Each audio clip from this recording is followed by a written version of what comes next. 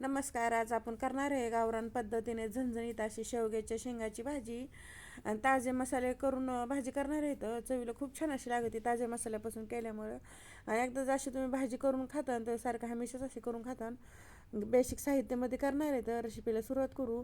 एक मोठा चमचा धने घेतलेले आहेत, त्यामध्ये 4 ते 5 काळे मिरी, 4 ते 5 लवंग टाकायची, एक चक्री फूल आणि एक मसाला विलायची, थोडासा दालचिनी तुकडा टाकायचा आणि गॅसवरती भाजायचं. मसाला अजिबात करपून द्यायचं नाही. बघा मसाले चांगले भाजले, चांगला सुगंध यायला लागलेला आहे.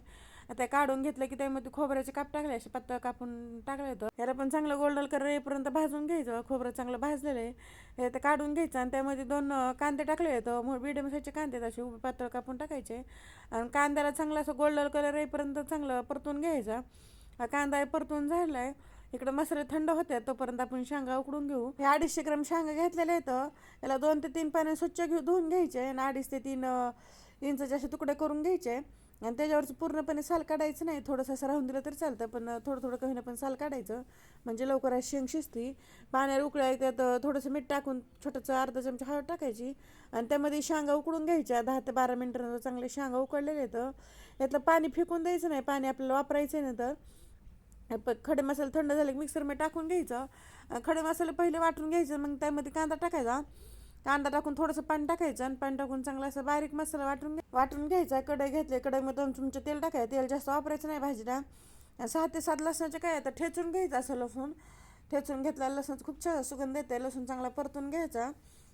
लसूण परतून झाला जे मसाला आपण बारीक करून घेतला ते टाकून घ्यायचं त्यामध्ये आणि ताजे मसाला वापरून भाजी करणार आहे, त्यामुळे चवीला खूप छान अशी ती सुगंध पण खूप छान असते. ते मसाला परताना 3 ते 4 मिनिटासाठी मसाला चांगले परतून घ्यायचे. मसाला वाटून घेतलेला आपण चांगलं मसाल्याला तेल सुटलेलं आहे. आता त्यामध्ये पावडर मसाला टाकून घेऊ.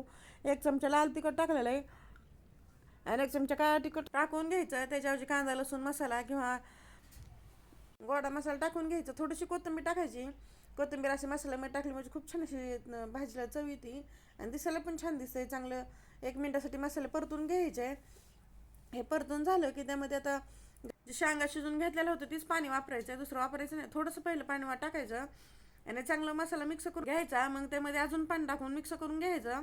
जसं आपल्याला पातळ भाजी पाहिजे, जसं घट्ट पाहिजे तसं आपल्याला पाणी टाकून घ्यायचं त्यामध्ये आणि शेंगा शिजलेलं पाणी टाकून घ्यायचं. त्यामध्ये शेंगामध्ये पूर्ण अर्क उतरलेलं असं पाण्यामध्ये, त्यामुळे पाणी फेकून द्यायचं नाही. जरी पाणी राहिलं तरी वरणामध्ये किंवा पीठ मळण्यासाठी वापरून द्यायचं, फेकायचं अजिबात नाही. हे पाणी टाकून घेतलं आपली जशी ग्रेव्ही करायचं तसं आणि मिक्स करून घ्यायचं. थोडंसं मीठ टाकायचं कारण शेंगा शिजताना पण मीठ टाकलेलं आहे. शेंगा टाकून घ्यायच्या आणि मिक्स करून घ्यायचं आणि बारीक गॅस करायचा आणि 2 चमचे शेंगदाण्याचं कूट टाकलेलं आहे. ऑप्शनल आहे, नाही टाकले तरी चालतं, पण शेंगदाण्याचं कूट टाकलं बायडिंग चांगली येते आणि चवीला खूप छान अशी भाजी होती. तुम्ही नसल खात नाही टाकलं तर चालतं आणि ते मिक्स करून घ्यायचं. 4 ते 5 मिनिटं बारीक गॅसवरती भाजी चांगली शिजून घ्यायची.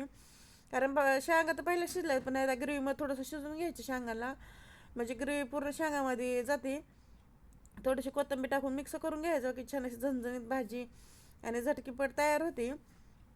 ताज्या मसाल्यामध्ये केल्यामुळे चवीला एकदम भन्नाट अशी होती. चपातीसोबत, भाकरीसोबत किंवा भातासोबत खूप छान अशी लागते खायला. हे माझी रेसिपी कशी वाटली कमेंटमध्ये नक्की सांगा. लाईक करा, शेअर करा आणि चॅनल जर नाही असं सबस्क्राईब करा. बेल आयकॉन दाबायला विसरू नका.